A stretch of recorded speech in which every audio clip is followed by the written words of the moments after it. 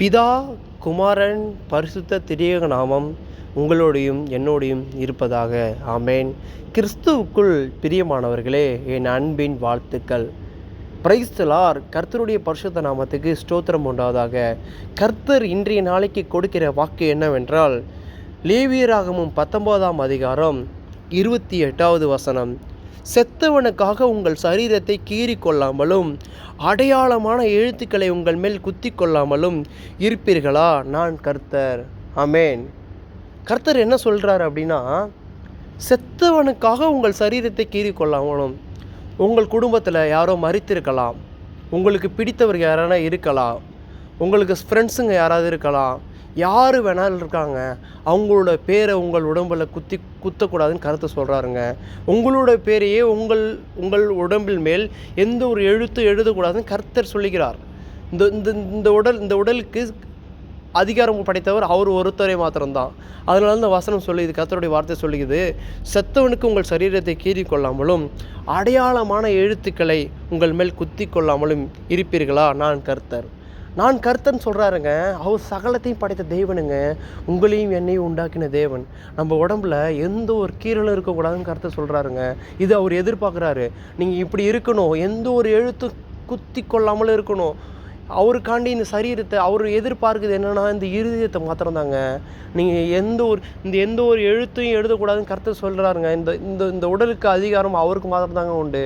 அவர் சொல்கிற வேலையை மட்டும் தான் நீங்கள் செய்யணும். இந்த உலகத்தில் அவருக்கு நீங்கள் கீழ்ப்படியும் போது உங்கள் வாழ்க்கையை செழிப்பாய் மாற்றுவாருங்க. இது அவருக்கு பிடித்த கட்டளைங்க. இந்த கட்டளைக்கு நம்ம கீழ்ப்படியணும். நாளைக்கு இந்த படம் வந்திருக்குது, ஒரு மூவி வந்திருக்குது, இந்த மூவியை பார்த்து நம்ம ஒரு டேட்டோ போடுவோம். எந்த ஒரு உலகப்பூர்வமாக எதுவுமே இருக்கக்கூடாதுங்க. நாளைக்கு மரித்துட்டோம் அப்படின்னா அவருடைய ராஜ்யத்துக்கு நம்ம செல்லணுங்க. அங்கே நியாயத்தீர்ப்பில் போய் நிற்கக்கூடாதுங்க. அதனால தாங்க இந்த வசனம் சொல்லுது, செத்தவனுக்காக உங்கள் சரீரத்தை கீறி கொள்ளாமலும் அடையாளமான எழுத்துக்களை உங்கள் மேல் குத்தி கொள்ளாமலும் இருப்பீர்களா? நான் கர்த்தர். கர்த்தருக்கு ஸ்தோத்திரம் உண்டாவதாக. இந்த வார்த்தையை நம்ம பிடித்து கொண்டு நம்மளோட உடலில் எந்த ஒரு இதுவும் குத்துறதுக்கு நம்ம டேட்டோ போடுறதுக்கு நம்ம ஒரு ஆயத்தமாக இருந்தாலும் நம்ம இப்போ மறுதளிக்கணுங்க. ஆண்டவரே, இந்த வசனம் எனக்கு இப்போ எனக்கு காண்பித்து கொடுத்தீரே, அதுக்காண்டி ஸ்தோத்திரம் அப்படின்னு சொல்லிட்டு ஆண்டவரை நோக்கி ஜெபம் செய்யுங்க. இந்த மாதிரி வார்த்தையெல்லாம் பைபிளை நீங்கள் பிரட்டுங்க, ஆராயுங்க. சத்தியத்தை அறிவீர்கள், சத்தியம் உங்களை விடுதலையாக்கணும்னு ஆண்டவர் சொல்கிறாருங்க. அதனால் வசனத்தை நீங்கள் கீழ்ப்படிக்கணும், வேதத்தை வாசிக்கணும். வேதத்தில் ஒவ்வொரு வார்த்தையும் ஜீவன் உள்ளதுங்க. அதனால் நம்ம என்ன செய்யணும் அப்படின்னா, கர்த்தருக்கு நம்ம கீழ்ப்படியணும். இந்த சரீரம் அவருக்கு உள்ளதுங்க, நமக்கு உள்ளது இல்லை. சரீரம் அவருடையது. இந்த சரீரத்தில் நமக்கு எந்த ஒரு அதிகாரமும் கிடையாதுங்க. நம்மளை இந்த உலகத்தை எதுக்கு வைத்திருக்காரு அப்படின்னா, அவரை துதிக்கவும், அவரை மகிமைப்படுத்தவும், அவருடைய நாமத்தை 4 பேருக்கு சொல்லவும் தான் இந்த உலகத்தில் வச்சுருக்காருங்க. அதனால் நம்ம கவலை இல்லாமல் இந்த மாதிரி கீழ்ப்படிதல், இந்த வசனத்துக்கு நம்ம கீழ்ப்படிந்து இருக்கும்போது கர்த்தர் நம்ம வாழ்க்கையை செழிப்பாய் மாற்றுவார். ஹல்லேலூயா. நம்மளுடைய வாழ்க்கையை செழிப்பை நன்மையினாலும் கிருபையினாலும் முடிசூட்டுவாருங்க. இந்த வசனத்துக்கு நம்ம கீழ்ப்படிந்தோம் அப்படின்னா நம்ம வாழ்க்கை நல்லபடியாக போவோம். நம்ம வாழ்க்கையை நன்மையினாலும் கிருபையினாலும் முடிசூட்டுகிற தேவனுங்க. அதுக்காண்டி நீங்கள் என்ன பண்ணணும், கர்த்தருக்கு ஒரு வைராக்கியமே வாழணுங்க. இந்த உலகத்தில் வாழும்போது கர்த்தருக்கு பயந்து வாழ்ந்தீங்க அப்படின்னா உங்களுக்கு முதலாவது அதான் கர்த்தருடைய வார்த்தை சொல்லுகிறது, முதலாவது தேவனுடைய ராஜ்யத்தையும் நீதியும் தேடுங்கள், அப்பொழுதெல்லாம் உங்களுக்கு கூட கொடுக்கணும்னு சொல்லுதுங்க. கர்த்தரை நீங்கள் பிடித்து கொண்டீங்க, அவருடைய பாதத்தை பிடித்து கொண்டீங்க அப்படின்னா உங்களுக்கு எல்லாமே நீங்கள் என்ன நினைக்கிறீங்களோ உங்களுக்கு புத்தி கெட்டாதது அவர் செஞ்சு கொண்டுகிட்டே இருப்பாருங்க. உங்கள் வாழ்க்கையில் அற்புதத்தை உங்களுக்கு கொடுத்துக்கிட்டே இருப்பாருங்க. கர்த்தரை மட்டும் நீங்கள் பிடித்து கொள்ளணும். கர்த்தரை நீங்கள் பிடித்து விசுவாசத்தோடு அவருக்காண்டி நீங்கள் பயந்து ஜீவிக்கும் போது உங்களுக்கு எல்லாமே பின்னாடி உங்களுக்கு தொடர்ந்து வந்துகிட்டே இருக்குங்க. கர்த்தருக்கு இந்த வசனத்தை கொடுத்ததுக்காண்டி கர்த்தரை நோக்கி ஜெபம் செய்வோம். எங்களை அளவுக்கு அதிகமாக நேசிக்கிற நல்ல தகப்பனே, உங்களுக்கு நன்றி சொல்லிக்கிறோமாப்பா.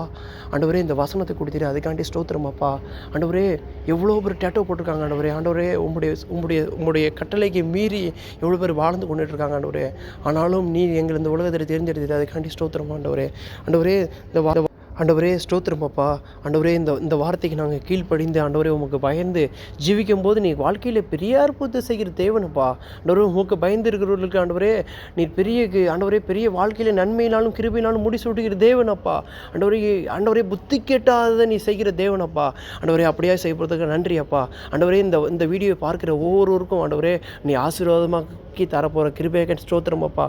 இந்த வசனத்துக்கு எல்லாரும் பயந்து கீழ்ப்படிய உதவி செய்யுமாப்பா. காவியானவர் நீ உதவி செய்யுமாப்பா. கர்த்தாவே உங்கள் பாதத்தில் மன்றாடி ஜெபிக்கிறோம் ஆண்டவரே. இந்த வார்த்தை கொடுத்ததுக்கு நன்றி ஆண்டவரே.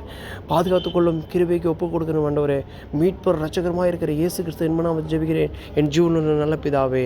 ஆமே. என் ஆத்துமாவே கர்த்தரை ஸ்தோத்திரி, என் முழுவதுமே உம்முடைய பரிசுத்த நாமத்தை ஸ்தோத்திரி. என் ஆத்துமாவே கர்த்தரை ஸ்தோத்திரி, கர்த்தர் செய்த சகல உபகாரங்களையும் மறவாதே.